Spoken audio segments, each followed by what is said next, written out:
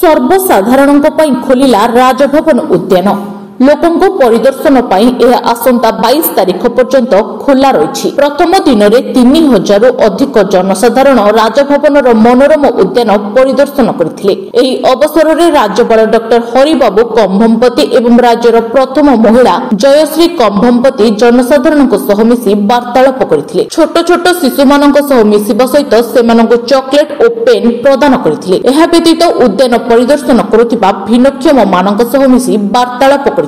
आज दर्शक माने राजभवन उद्यान शोभाराजी विभिन्न किसमर वृक्षलता पुष्पराजी म्यूजिक फाउंटेन हरिण उद्यान मयूर तथा अन्य पक्षी मुक्त आक्वेरियम परिदर्शन कर सौंदर्य उपभोग करथिले। एही उद्यान को परिदर्शन करबाकू हेले आपनकु प्ले स्टोर राजभवन उद्यान एप्लिकेशन डाउनलोड करी आगुआ रजिस्ट्रेशन करबाकू पड़िबो। Bureau report PPL Odia.